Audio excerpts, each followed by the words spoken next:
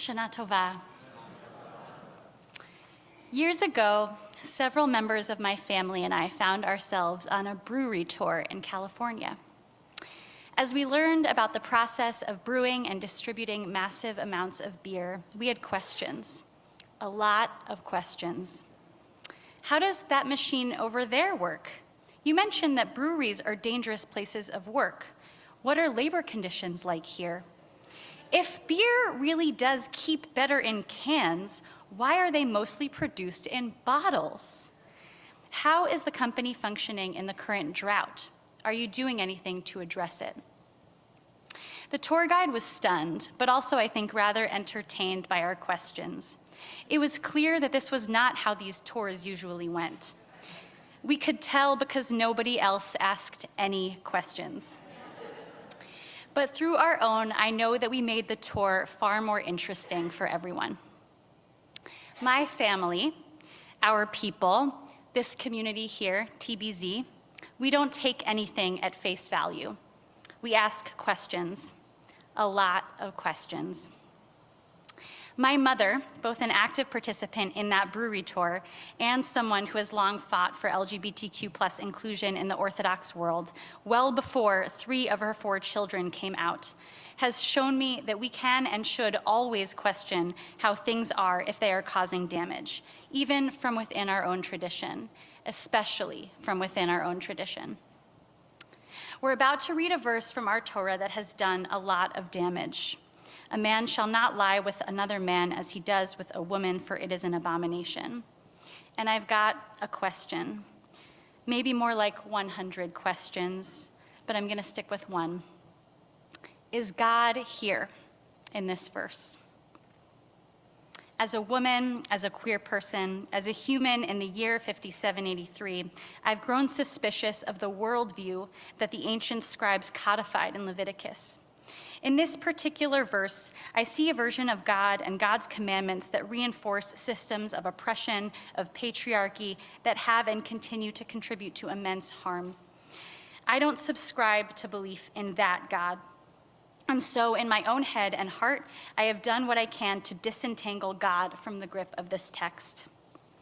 So, is God here in this verse? I don't see God here, no. The God I do believe in never would have co-signed this commandment. So then where is God in relationship to this verse? I believe that God is and has always been comforting those oppressed by it. With those cut off from their families and communities since the beginning of time, with gay, lesbian, queer people who wept under their talit tot as this verse was read in shul, with Orthodox queer students deemed invisible by their Jewish institutions, with trans kids and adults who are told over and over and over that they are abominations. The stakes are high these days, incredibly high. The God I believe in commands us to use the tools that our tradition has given us to fight against those who deny anyone's inherent holiness. And honestly, I don't think that it's this verse or our Torah that is fully responsible for the age-old bigotry against LGBTQ folks. I believe it to be just one tool among many wielded by those in power to maintain it. I believe this oppression would exist with or without Leviticus 18:22. The hatred, the rejection, the withholding of rights sanctioned by this text don't strike me as unique. What does strike me as unique is our collective instinct to question it, so that we may be better equipped to respond and to build a different world. And queer people, well, we ask questions too, a lot of questions. Here are some of mine over the years. Is this how I want my life to be? Why do I feel different from how the world is telling me to feel? Is this a crush? Is this a date? Can we hold hands in public here? Who's watching? Is it okay for me to wear pants to shul? To my wedding? How will we have kids? Do we use a known donor, an anonymous one? Maybe we adopt? Do we even want kids? What even makes a family? Where were we when this text was written? What would our voices have sounded like if they had been recorded? Do things always have to be as they were? Were they even always one way? When my wife Liz and I got married 7 years ago, we had the incredible privilege of working with Rabbi Steve Greenberg to craft a new wedding ceremony. I know that Rabbi Greenberg's Torah on this pasuk, his questions about what is actually happening in it, what power dynamics it really is protesting, has been echoed through generations of TBZ Yom Kippur Mincha speakers and is in the Machzor. But in building our ceremony, he brought us a different question.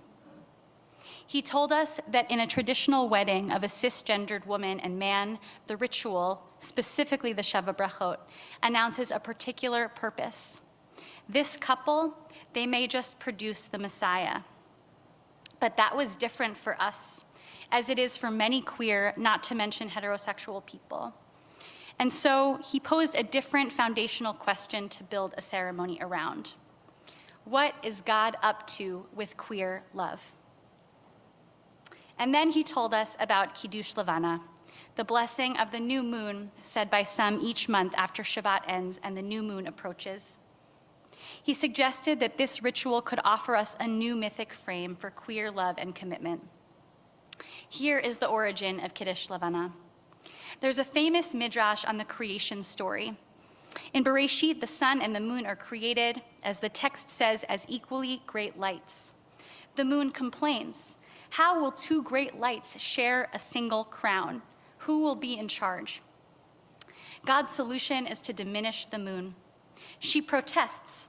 It's unfair to punish the one who asks a good question, she says. True, God responds, but what's done is done. Still, God is moved by the moon's moral argument and asks the people Israel to bring a sin offering, a korban, in God's stead for having unfairly diminished the moon. More than a millennium later, this story becomes a ritual, and the mystics of Sfat include a short prayer about sanctifying the new moon. Their prayer asks God to right the wrong done to the moon, a universal symbol for the feminine, and to restore her to her former glory. Rabbi Greenberg told us that he understood this mystical prayer as a veiled reference to a return to before the fractures that led to male domination, and the hope for a future time of gender equality. This gorgeous medieval ritual certainly speaks to us today, for only in a world of gender equality can gay and queer love be conceived of, let alone celebrated. So what is God up to with queer love? Our Sheva Brachot were constructed from the text of Kiddush Levana as an answer. A queer union is a profound gift that paves a way for us all to share power without hierarchy. As we approach Leviticus 18:22, I want to reiterate my answer to our first question. No, the God I believe in is not in this text, but I deeply believe that God is with us as we read it, or more like stomach it, and in our own korbanot, in our fight against all the damage this verse has done, against all those who wield it and other tools to serve their own hateful purpose. And certainly, God is in our work to restore the moon's glory. And I too believe that God is here at TBZ in our collective prayers, in our love, all iterations of it, and in our questions. Gamar Chatima Tova.